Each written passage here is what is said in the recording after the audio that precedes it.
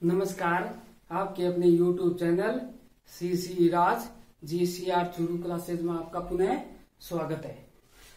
आज का अपना सांख्यिकी विषय का टॉपिक है सांख्यिकी का परिचय। क्योंकि किसी भी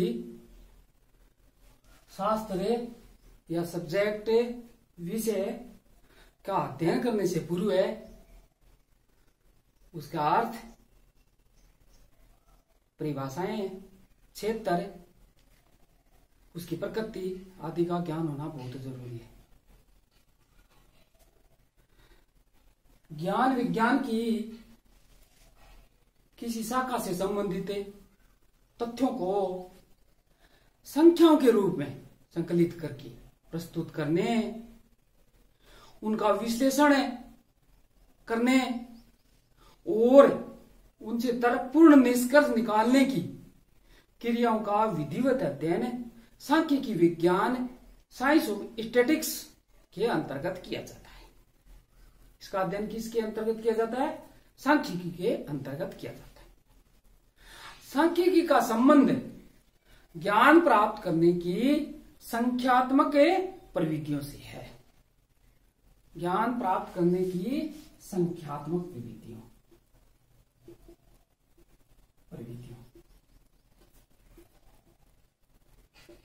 से है। सांख्यिकी का उद्गम एवं विकास।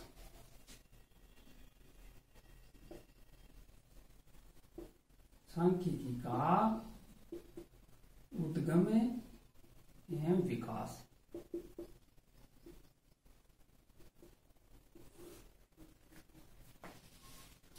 सांख्यिकी शब्द का या स्टैटिक शब्द का सर्वप्रथम प्रयोग 1749 ईस्वी में जर्मनी के प्रसिद्ध विद्वान गॉटफ्राइड अकेनवाल ने किया था। किसने किया था? गॉटफ्राइड अकेनवाल, जर्मनी के विद्वान। उन्हें सांख्यिकी का जन्मदाता कहा जाता है। 1749 ईस्वी में गॉटफ्राइड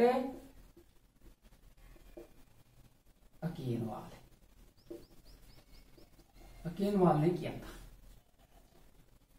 उन्हें सांख्यिकी का जन्मदाता कहा जाता है। अंग्रेजी भाषा का शब्द है स्टैटिक्स।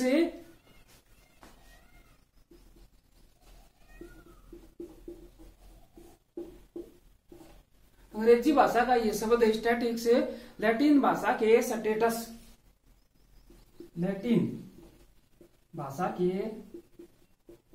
स्टेटस, इटालियन भाषा के स्टेटिस्टा,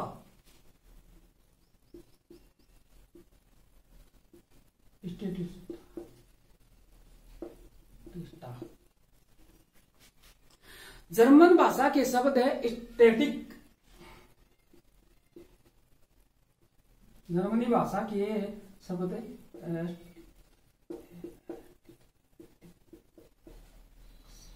बनाया, उद्धृत किया गया है।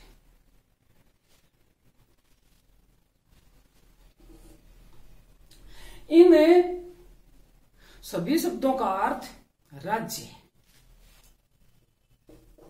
राज्य या स्टेट है। सांख्यिकी की उत्पत्ति राजाओं के विज्ञान या राज्य शिल्प के रूप में हुई। यह तो हुआ सांख्यिकी का उद्गम। अब इसका विकास कैसे हुआ? भारत में आंकड़े संग्रह करने की परंपरा अत्यंत पुरानी है। तो आंकड़ों की जरूरत पड़ती है। शुक्र नीति मनुस्मृति में आंकड़े एकत्रित करने की रीति तथा संगठन का उल्लेख मिलता है। यानी प्राचीन काल में शुक्र नीति एवं मनुस्मृति में भी इसका उल्लेख मिलता है।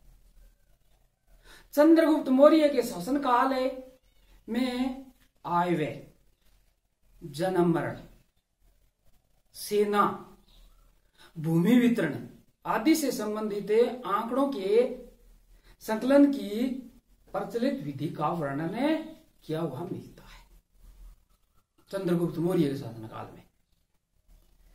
कौटिल्य के अर्थशास्त्र में भी शासन संबंधी आंकड़े मिलते हैं, डाटा मिलते हैं।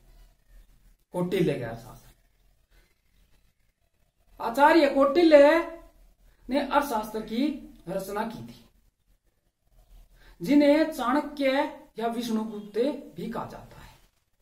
इन्होंने इस ग्रंथ की रचना 321 बीसी बिफोर क्राइस्ट से 300 बीसी में की थी, जो राजनीति प्रशासन पर लिखा गया एक ग्रंथ है। तो इस बारे में कई बार क्वेश्चन पूछ लेते हैं। कौटिल्य के अर्थशास्त्र का संबंध है राजनीति प्रशासन। इसी क्रम में टोडरमल ने लगान संबंधी निर्धारण करने के उद्देश्य से भूमि संबंधी आंकड़े एकत्र कराए थे। टोडरमल 16वीं से 20वीं सदी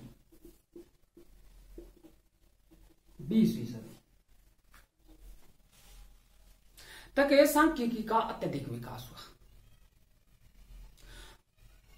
वर्तमान युग में मानव ज्ञान की सभी शाखाओं में इस विज्ञान का काफी प्रयोग किया जाता है। यानी ज्ञान विज्ञान सभी शाखाओं में इसका प्रयोग किया जाता है। सांख्यिकी के निरंतर बढ़ते हुए प्रयोग के दो कारण हैं, यानी इसका लगातार महत्व बढ़ रहा है या प्रयोग बढ़ रहा है। इसके दो प्रमुख कारण हैं। नंबर 1, सांख्यिकी की बढ़ती हुई मांग।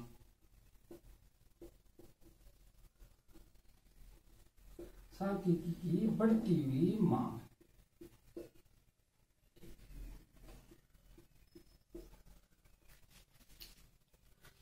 आजकल उद्योग, व्यापार और वाणिज्य, शिक्षा जगत आदि सभी क्षेत्रों में सांख्यिकी का महत्व बढ़ रहा है। आप कोई एग्जाम लो, school lecturer, college lecturer, second grade, RPSC, UPSC, NET, SET, banking यानी बैंकिंग क्षेत्र में, व्यापार वाणिज्य सब क्षेत्रों में इसका महत्व लगातार बढ़ता जा रहा है। इसकी मांग लगातार बढ़ती जा रही है। और देखो, जैसे कोई एग्जाम दो, उसमें जैसे मैंने बताया है, कोई एग्जाम में इसका क्वेश्चन जरूर आता है सांख्यिकी से संबंधित। इसलिए सांख्यिकी का ज्ञान होना बहुत जरूरी है, आवश्यक है। दूसरा, बढ़ती हुई मांग। और दूसरा है समंकों की घटती हुई लागत। समंकों की घटती हुई लागत।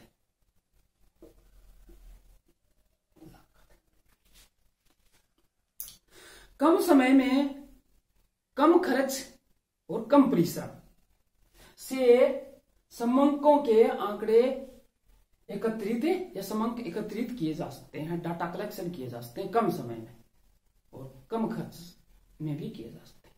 इसलिए इनकी लागत भी घट रही है। तो ये सांख्यिकी का महत्व बढ़ने के दो प्रमुख कारण है।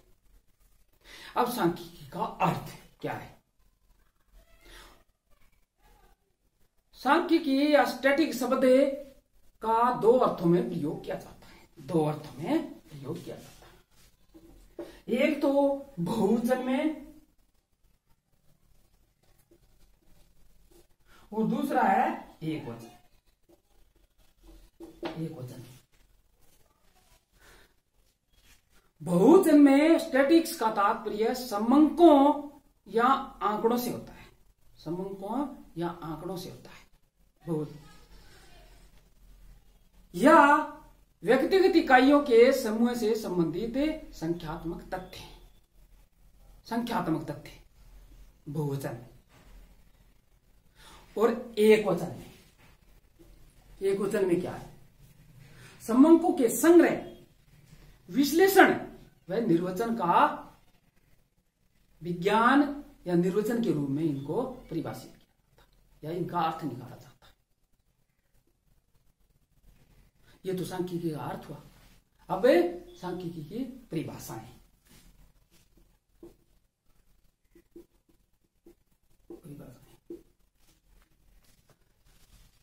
सांख्यिकी गणना का विज्ञान है। Statics is the science of counting, यानी इसमें गणनाएं की जाती है। क्रोक्सटन एवं काउडन जो सांख्यिकीविद हुए हैं, उन्होंने सांख्यिकी की परिभाषा में बताया कि सांख्यिकी को संख्यात्मक तथ्यों के संग्रहण, प्रस्तुतिकरण, विश्लेषण तथा निर्वचन के रूप में परिभाषित किया जा सकता है। उन्होंने कहा कि डाटा कलेक्शन करना, उनका प्रेजेंटेशन करना, एनालिसिस करना और इंटरप्रिटेशन करना, निर्वचन करना आदि इनका कार्य है। इनके रूप में इनको परिभाषित किया जा सकता है। तो आज हमने सांख्यिकी का परिचय पढ़ा। सांख्यिकी के परिचय में सांख्यिकी का उद्गम, विकास, शब्द की उत्पत्ति,